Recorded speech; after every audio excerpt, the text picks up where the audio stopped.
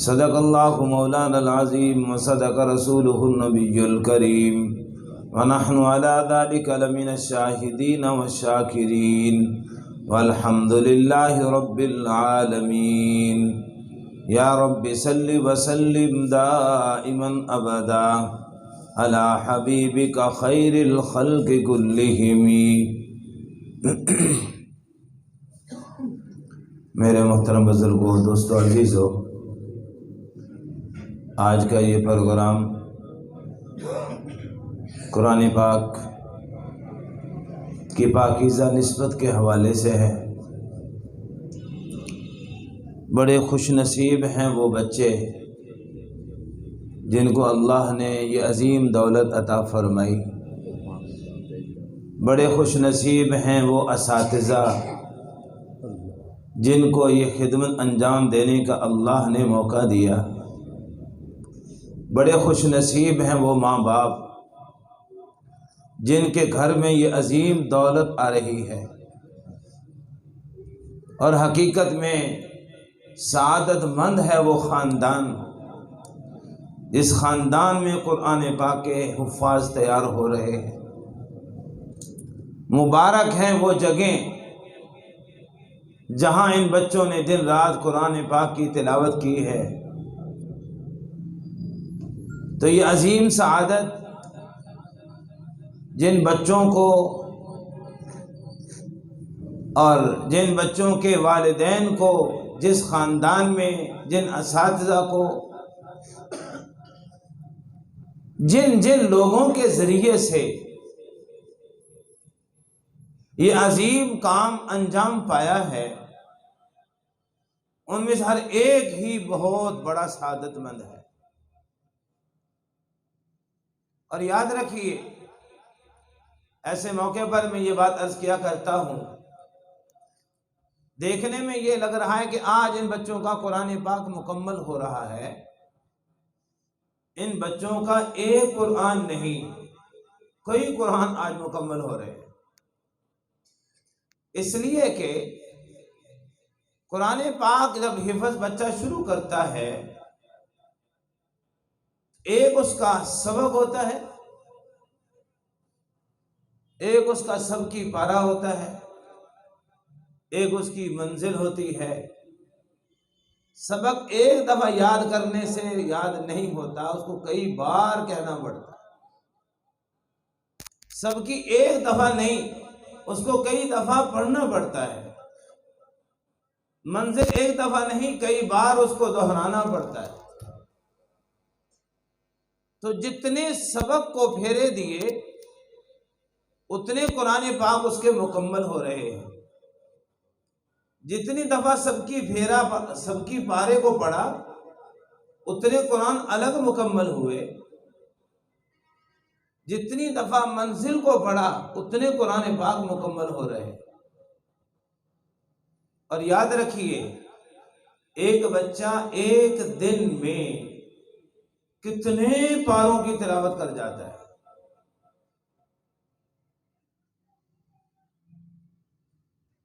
پرسوں ایک ادارہ ہے رحیمی خان میں ہمارے عزیزوں کا، ان کو میں یہی بات عرض کر رہا تھا کہ یہ خوش قسمتی ہے، ورنہ ہم جیسے لوگ، اللہ بچائے، گناہوں میں مبتلا ہیں بیچارے، دنیا کے دھندوں میں مصروف ہیں، ان کو قرآن پاک دیکھنے کا، کھولنے کا موقع نہیں ملتا۔ اور اب تو معاملہ یہاں تک پہنچ گیا، ایک ادارے میں لائبریری بنائی گئی، تو لائبریری بنانے والوں نے بچوں سے کہا کہ اپنے اپنے گھروں میں وہ کتاب اٹھا کے لے آؤ جس کو کوئی نہیں پڑھا کرتا۔ ظاہر ہے تمہارے گھر میں فارغ پڑی ہے، لائبریری میں رکھیں گے تو یہاں پر لوگ پڑھیں گے، تمہارے لیے ایک صدقہ جاریہ بن جائے گا۔ تو کیا دیکھا کہ ایک بچہ اپنے گھر سے قرآن پاک اٹھا کے لے آیا۔ پوچھا کہ آپ قرآن پاک کیوں لائے؟ اس بچے نے عجیب بات کہی کہ جی آپ نے خود ہی تو کہا تھا ایسی کتاب لاؤ جس کو کوئی گھر میں پڑھتا نہیں ہے۔ میں نے بڑا غور و فکر کیا، دیکھا کہ مجھے یہی ایسی کتاب ملی جس کو ہمارے گھر میں کوئی بھی نہیں پڑھتا، اسے میں اٹھا کے لے آیا۔ تو آج یہ سانحہ ہے ایک مسلمان گھرانے کا، جہاں پر گھروں میں قرآن ہے، بڑے خوبصورت غلاف میں لپٹا ہوا ہے، اس کو بڑا سجا کے رکھا ہوا ہے، سال ہاں سال گزر جاتے ہیں، اس قرآن کو کھولنے کی توفیق نہیں ہوا کرتی۔ ورنہ بھائی ہمارے یہی گھر، ہماری مائیں صبح تہجد میں اٹھا کرتی تھی، سب سے پہلا کام قرآن پاک کو کھولنے کا کیا جاتا تھا، سب سے پہلے قرآن پاک کو دیکھا جاتا تھا۔ اچھا، بعض لوگ وہ تھے جنہیں قرآن پڑھا ہوا نہیں تھا، لیکن وہ بھی بڑے اعزاز کے ساتھ، بڑے احترام اور عقیدت کے ساتھ روزانہ قرآن پاک کو کھولا کرتے تھے اور اس کو بڑی محبت کی نگاہ سے دیکھا کرتے تھے، اس لیے کہ قرآن پاک وہ کلام ہے، وہ کتاب ہے جس کا پڑھنا بھی عبادت، جس کا سمجھنا بھی عبادت، اس پر عمل کرنا بھی عبادت، اور اس سے بڑھ کر اس کو دیکھنا بھی عبادت ہے۔ تو یہ خوش نصیب بچے جو قرآن پاک حفظ مکمل کر کے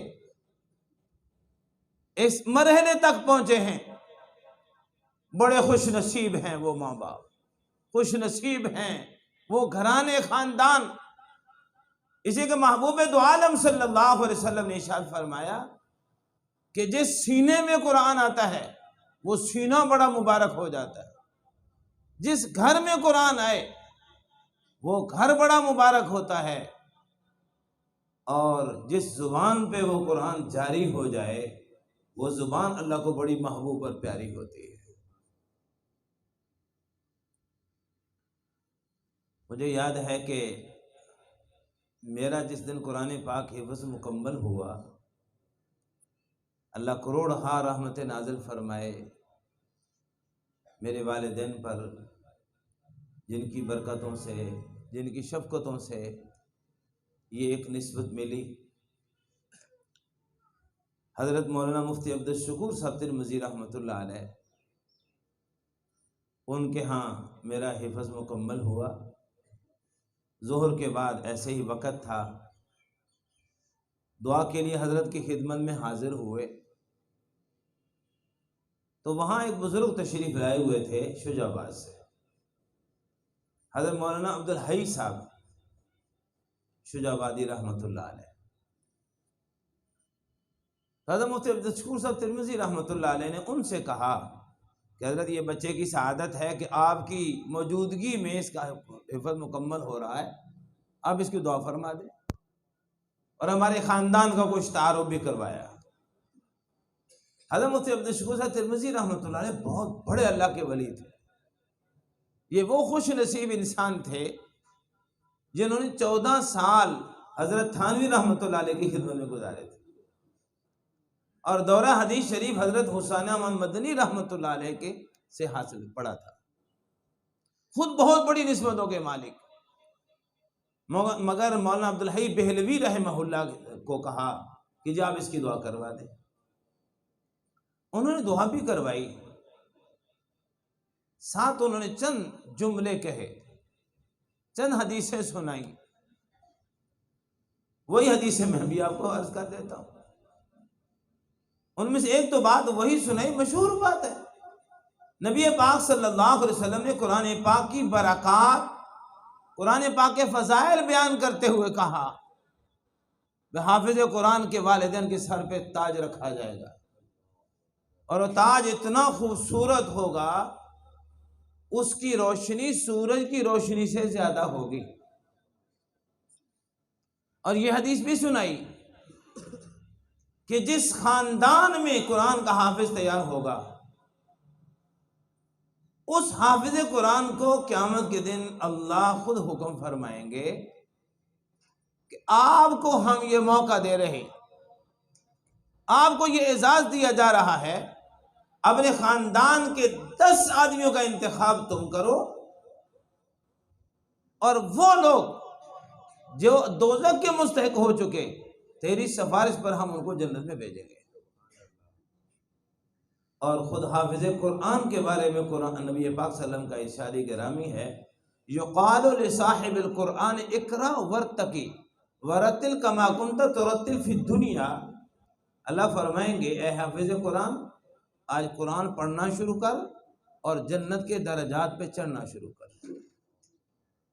جیسے خوبصورت انداز میں تو دنیا میں پڑھا کرتا تھا، دنیا میں اپنے ماں باپ کو سناتا تھا، اپنے استاد کو سناتا تھا، اپنے خاندان کو سناتا تھا، تو قیامت میں اللہ فرمائیں گے میں آج تمہیں کہہ رہا ہوں تو آج مجھے سنا۔ تو وہ قرآن پاک پڑھنا شروع کرے گا، ہر آیت پر اس کا درجہ بلند کیا جائے گا۔ جب آخری آیت پڑھے گا تو وہی اس کا مقام ہوگا۔ اس طرح کے بہت سارے فضائل بیان فرمائے۔ ایک بات انہوں نے اور بھی فرمائی، وہ اس لیے عرض کرنے لگا ہوں کہ مجھے فائدہ ہوا تھا اس بات سے، بہت فائدہ ہوا تھا۔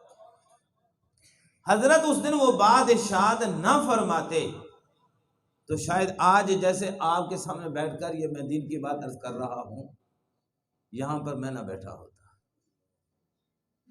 حضرت نے ایک بات ارشاد فرمائی کہ اس بچے کے والدین سے ہم ایک درخواست کرتے ہیں، بچے نے ابھی قرآن پاک کے صرف الفاظ پڑھے ہیں، اب اس کو کچھ نہیں پتا کہ قرآن کہہ کیا رہا ہے۔ قرآن پاک اللہ کا پیغام ہے، مگر اس کا مطلب کیا ہے؟ اس میں سورہ فاتحہ بھی ہے، اس میں سورہ بقرہ بھی ہے، بہت ساری صورتیں ہیں، مگر قرآن کی ہر آیت مجھے اور آپ کو کیا پیغام دیتی ہے، اس بچے کو ابھی تک یہ نہیں پتا۔ فرمانے لگے کہ ہم بچے کے والدین سے درخواست کریں گے اس بچے کو صرف حافظ نہ رکھیں، اس کو عالم دین بھی بنائیں۔ اور اندر کی بات یہ تھی کہ میرے لیے مکمل انتظام ہو چکے تھے، میں نے حفظ مکمل کر کے سیدھا اسکول میں جا کے داخل ہو جانا تھا، عالم بننے کا کوئی پروگرام نہیں تھا۔ اللہ کروڑہا رحمت نازل فرمائے میرے والد صاحب پر، وہ موجود تھے، انہوں نے وہیں بیٹھے بیٹھے اپنا پروگرام تبدیل کیا اور مجھے کہنے لگے کہ بس بھائی آج کے بعد سکول جو قسمت میں ہوگا پڑھ لینا، لیکن سب سے پہلے آپ کو مولوی بناؤں گا، عالم دین بناؤں گا۔ اب دیکھنے میں اللہ کا شکر ہے، الحمدللہ کوئی کمی نہیں ہے، یہ انہی ماں باپ کی اپنے اساتذہ کی محنتوں کی برکت ہے کہ الحمدللہ سینکڑوں نہیں ہزاروں بچے بچیاں جنہوں نے فیصل آباد ہمارے ادارے میں پڑھا، اس میں میرا بھی کچھ نہ کچھ حصہ ہے۔ الحمدللہ ہر سال 4-5 سبق میں پڑھاتا ہوں، اور اتنی بڑی تعداد ہے۔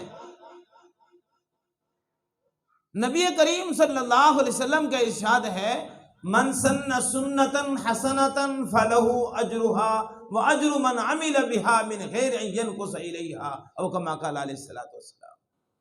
جس نے کوئی اچھا کام کیا، کسی نیکی کا جو ذریعہ بنا، جس کی وجہ سے نیکی آگے پھیلی، نیکی پر عمل کرنے والے لوگ پیدا ہوئے، تو نیکی کرنے والوں کو جتنا ثواب ملے گا اتنا ہی ثواب اس بندے کو ملے گا جو اس کا ذریعہ بنا تھا، جو اس کا سبب بنا تھا۔ لہذا اگر کوئی قرآن کا حافظ ہے، کوئی عالم ہے، اس کو اپنی زندگی میں جتنے نیک عمل کرنے کا ثواب ملے گا اتنا ہی وہ ثواب اس کے استادوں کو بھی دیا جائے گا، اتنا ہی وہ ثواب اس کے ماں باپ کو دیا جائے گا، اتنا ہی ثواب اس کی اس نیکی میں لگنے کے جو بھی ذریعے تھے سب کو اللہ ثواب دیں گے۔ اور حضور نے ایک بات کی وضاحت کر دی، من غیر ان ینقص الیہا، کہ ثواب میں کمی نہیں ہوگی۔ ایسا نہیں ہوگا اللہ کہیں گے کہ 1,00,000 نیکیاں آپس میں تقسیم کر لو، اللہ فرمائیں گے نہیں، 1,00,000 نیکی اس کو ہے، وہی نیکی 1,00,000 اس کے استاذ کو، اتنی اس کے ماں باپ کو۔ اور جیسے میں نے عرض کیا کہ ہم اگرچہ جیسے کیسے بھی ہیں، لیکن ہمارے ایک ایک بول میں ہمارے ماں باپ کا اگرچہ دنیا میں نہیں ہے مگر ان کا حصہ ہے، ہماری ہر عمل میں، ہماری ہر نیکی میں، ہمارے ہر استاد کا حصہ ہے۔ اور میں سمجھتا ہوں اپنے حوالے سے کہ میرے اس لائن میں لگانے میں حضرت مولانا عبدالحی بہلوی رحمۃ اللہ علیہ کا جو کہ بہت بڑا کردار تھا، ان کی اس بات سے میرے والد صاحب نے یہ پروگرام بنایا تھا، تو یہ سارا کھاتا انہیں کے کھاتے میں جا رہا ہے۔ اور بھائیو، خوش نصیبی کی بات یہ ہے، ان مدارس میں پڑھنے والوں کو جو محبت کی نگاہ سے دیکھتا ہے، اللہ اس کو بھی محروم نہیں فرماتا۔ ان کے کھانے کا جو انتظام کرتا ہے، پینے کا انتظام کرتا ہے، ان کے لیے قرآن پاک کا انتظام کرتا ہے، ان کے قرآن پاک رکھنے کی تفاہیوں کا انتظام کرتا ہے، اللہ ان کو بھی محروم نہیں فرماتا۔ تو اس لیے آج سب سے بڑا پیغام آپ کو یہ عرض کرنا ہے کہ آپ لوگ جو آئے ہو قرآن نسبت سے آئے ہو، قرآن پاک اس پاکیزہ نسبت سے بیٹھے ہو۔ آپ میں سے بہت سارے ہیں جن کو میں نہیں جانتا، آپ مجھے نہیں جانتے، مگر ایک بات سب کو معلوم ہے کہ ہم یہاں کیوں آئے ہیں، کس مقصد کے لیے آئے ہیں۔ کہ جو قرآن پاک پڑھنے والے بچے فارغ ہو رہے ہیں، اس نسبت سے آئے ہیں، اسی نسبت سے کوئی گفتگو ہوگی، علماء حضرات تشریف لائیں گے، وہ بات کریں گے، ہم سنیں گے۔ ہو سکتا ہے، بلکہ میں تو کہتا ہوں ہو سکتا نہیں، ہوتا ہے، متعدد بار ایسا ہوا کہ پروگرام کسی کا تھا، کوئی سننے آ گیا، اس کی دل میں اللہ نے یہ جذبہ پیدا کیا، شوق پیدا کیا، اس نے اپنے بچے کے لیے یہی ارادہ کر لیا، لو جی میں بھی اپنے بچے کو قرآن پاک کا حافظ بناؤں، قرآن پاک کا عالم بناؤں گا۔ تو اس لیے مجلسیں جو ہوتی ہیں، یہ ایسی محافل ہوتی ہیں، یہ ایسے پروگرام ہوتے ہیں، قرآن پاک کی نسبت سے ہوتے ہیں، یہ بڑے قیمتی ہوتے ہیں۔ جو جتنی سچی طلب لے کر آتا ہے، اللہ پاک اپنی شیان شان اس کو تعبیر فرماتے ہیں۔ اسے میرے بھائیوں، بڑے ہی مبارکباد کے لائق ہیں یہ بچے بھی، ان کے استاذ بھی، ان کے ماں باپ بھی، خاندان والے بھی، اور اسی طرح وہ خاموش خادم جو اپنا نام بھی ظاہر نہیں ہونے دیتے۔ بہت سارے ایسے لوگ ہوتے ہیں کہ جی ہمارا نام نہ آئے، بس ہم چاہتے ہیں ہمارا اس میں حصہ ہو جائے۔ اس لیے بھائیوں، دیندار طبقے کو دیکھ کر، ان دینی مدارس کے طلباء کو دیکھ کر دل و جان سے خوشی کا اظہار کیا کرو۔ خامیاں ہر جگہ بہت ہوتی ہیں، اور ویسے میرے محبوب صلی اللہ علیہ وسلم نے ارشاد فرمایا، خامیاں نہ دیکھا کرو، خوبیاں دیکھا کرو۔ خوبیوں کا حکم ہے، خامیوں کا حکم۔ ہاں ایک بات ہے کہ اپنی خامیاں دیکھو، دوسروں کی خوبیاں دیکھو۔ نبی پاک صلی اللہ علیہ وسلم کی دعا میں سے ایک دعا ہے، اللہم اجعل فی عینی صغیرا وفی اعین الناس کبیرا، او کما قال علیہ الصلوۃ والسلام۔ اے اللہ مجھے اپنی نگاہوں میں چھوٹا کر دے، لوگوں کی نگاہوں میں بڑا کر دے۔ اس دعا کی ترتیب کیا کمال کی ہے، مجھے اپنی نگاہوں میں چھوٹا کر دے، لوگوں کی نگاہوں میں بڑا کر دے۔ تو میں طلباء سے کہا کرتا ہوں، ذرا غور کیجئے دعا کا انداز کیا ہے۔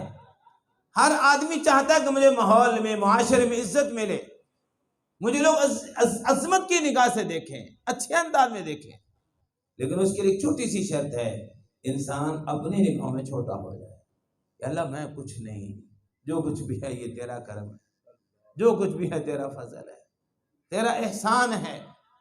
تو اللہ کا شکر ادا کرنے کا مزاج بنانا، عادت ڈال لینا کہ اللہ کی مجھ پر کتنی عنایات ہے۔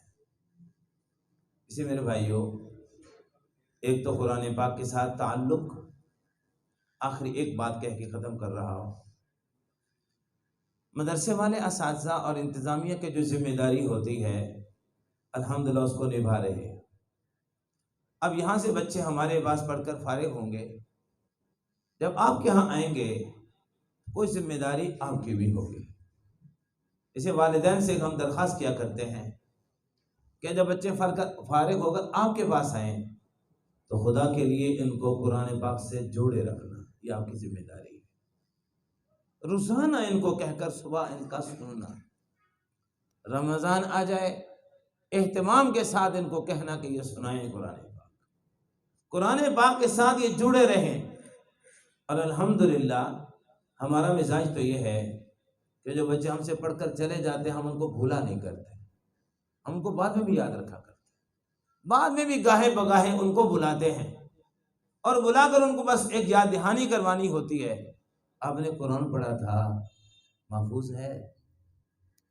اگر نہیں ہے تو خدا کے لیے محفوظ کر لو۔